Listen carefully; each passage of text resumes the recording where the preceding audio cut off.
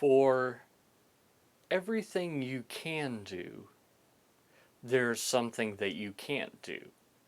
Now, what happens when one of the things that you can't do is very important for reaching your dream, for doing what you feel like you're supposed to do? That's our question today. Hi, my name is Paul Allen Clifford, and I'm with TrinityDigitalMedia.com. And let's explore real quickly what you can do when you can't do something. You actually have some options. Now, of course, the first option is you just don't do it, or you do it later. Those are both viable options under certain circumstances, but not under all circumstances. I wish it was the case that I could just put off everything that I can't do until the time in the future when I can do it, and put it off until I'm like, say 80 years old or something like that. But I can't. Some things have to be done in a certain order. So what do I do in that case? Well, I guess I've got two other options.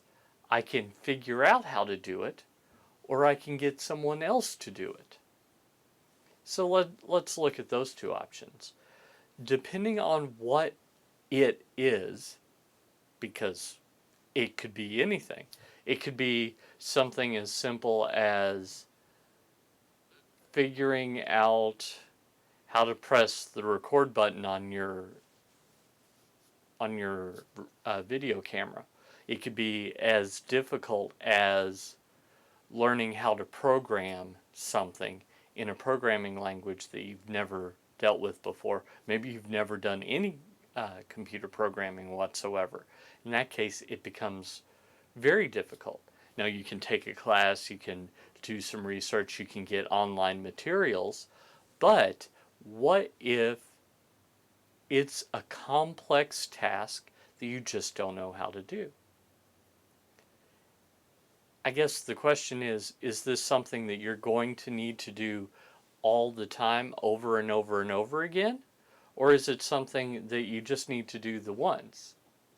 And how important is it that it's done quickly?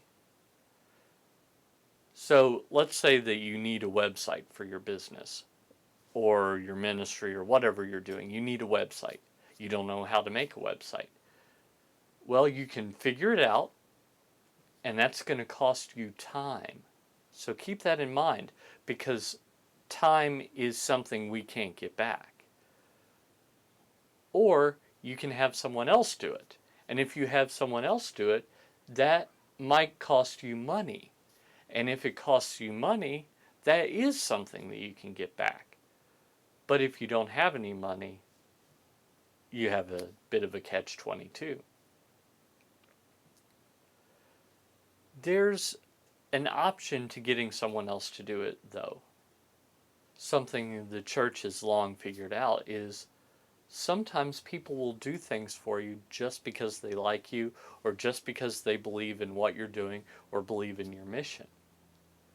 So if you're in a church, chances are, well, I hope this is the case. I hope it's the case that the pastor doesn't do everything. Because if so, there are a lot of things that aren't going to get done, because the pastor only has so much time in a day, so much time in a week, in a month, in a year, etc. So it's actually what we in the church call better stewardship to get other people to do it. Now, it could be that those other people are volunteers, or it could be that they're people that you pay to do it. Remember, both Jesus and the Apostle Paul both said a worker is worth his wages, depending on the translation, but something similar to that. So I think it's important that you be willing to pay people to do what they can do, if you can do that. So those are basically your options. You can do it later. You can not do it at all. You can figure out how to do it, or you can get someone else to do it. Happily, we've got a lot of flexibility in all these areas, but the questions you need to ask yourself relate to: how much time do I have to learn how to do this? How much money would it cost me to get someone else to do it? Do I need to do this all the time? Once you've answered those questions, I think you'll understand the right answer, because it could be that it's something you would figure out how to do in several months, but you can pay someone almost nothing to do in just a few minutes. If so, that's probably a good use of your time. It's probably a good use of your money to get them to do it.